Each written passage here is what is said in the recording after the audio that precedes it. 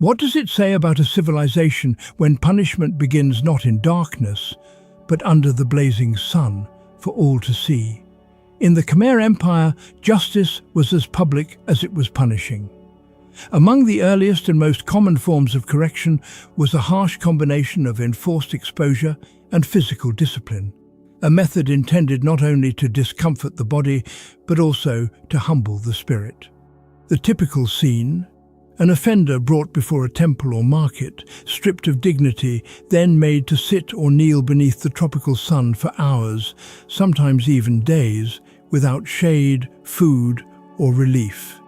This was no passive endurance. Alongside the exposure came strikes with a bamboo stick, the primary tool of Khmer corporal punishment. These strikes were measured and symbolic. Blows were often directed at the back, buttocks, or thighs, areas chosen to cause intense discomfort without risking fatal injury. The goal was not execution, but forced submission through pain. The individual was made to endure visibly in front of fellow villagers, monks, and officials, reinforcing not just guilt, but also a lower social standing.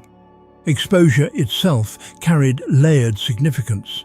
In a society where physical presentation and modesty were closely linked to honor, being made to sweat, falter, and break down in front of one's community was a form of identity stripping. And when paired with physical punishment, it became a public ordeal, a cautionary example etched into living memory. Those who withstood such penalties often carried the physical and emotional marks long after the offense had faded from record.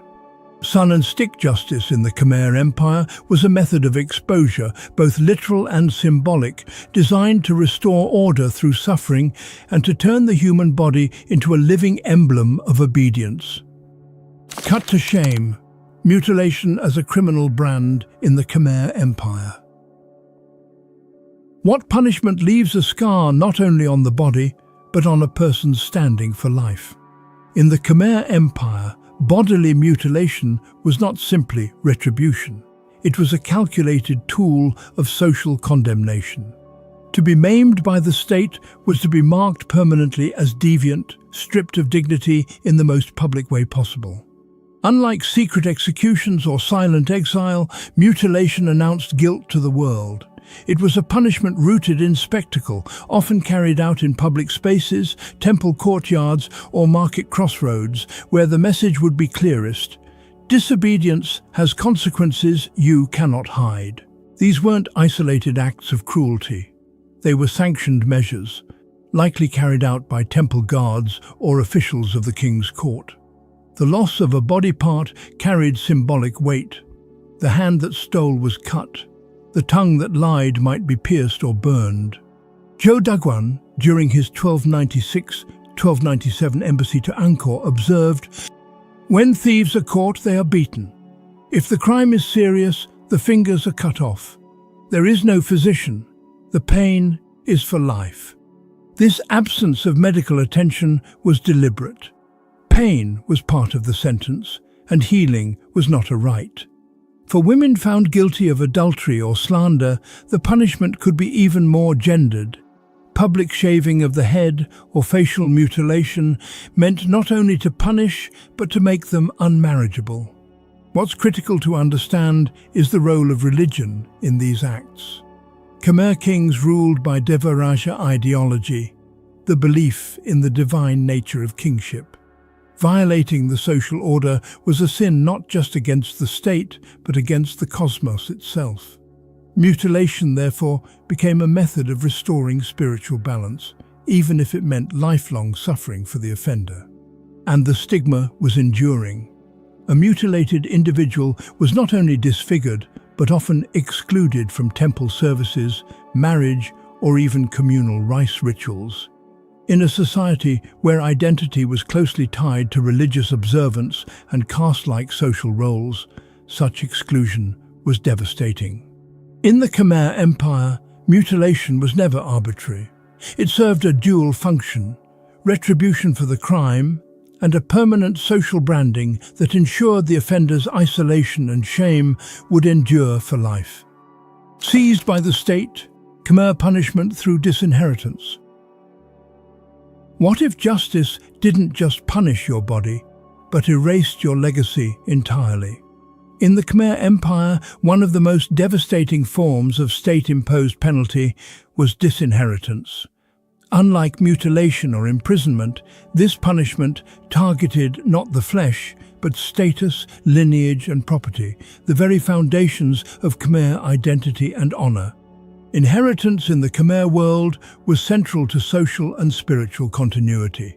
Land, especially rice-producing fields, passed through familial lines under royal sanction. Possessing property, recognized through temple inscriptions and land grants, was both a legal and sacred right.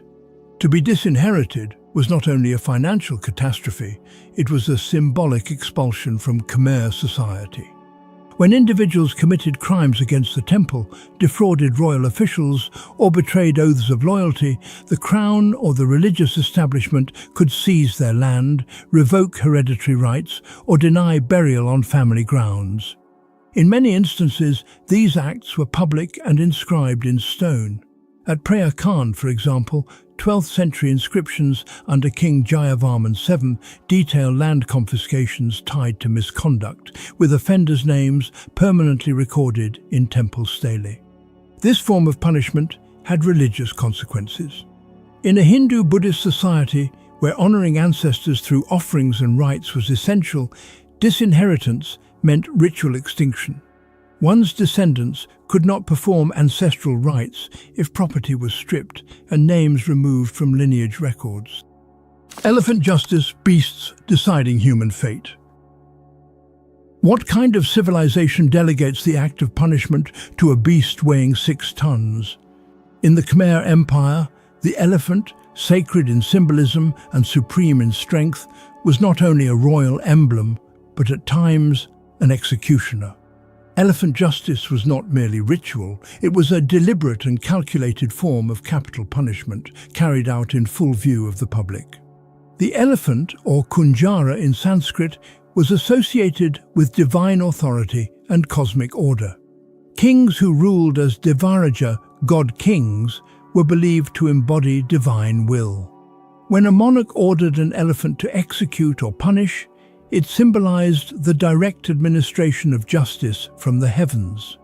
Historical sources, including inscriptions and regional parallels in South and Southeast Asia, confirm the elephant's use in capital punishment. In the Khmer context, this often involved criminals, most often traitors, rebels, or serious offenders, being tied in open squares or palace grounds where trained elephants were directed to crush, trample, or dismember them.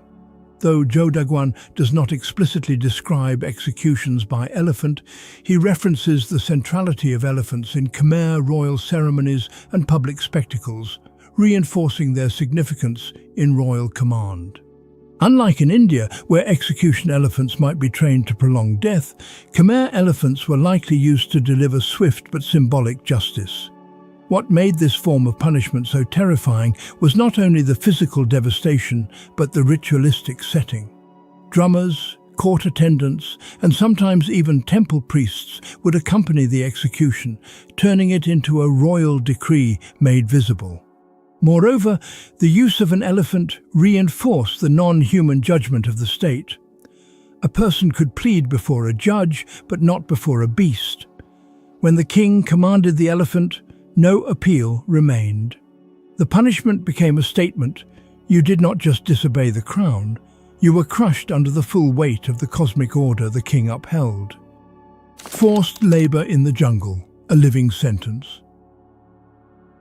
What if your punishment wasn't death, but endless toil under an unforgiving sun, deep in the jungle, far from the eyes of your kin?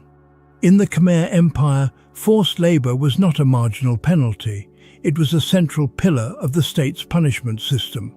For those who committed serious but non-capital crimes, exile to imperial labor projects meant enduring a sentence of sweat, disease, and slow degradation, often for life.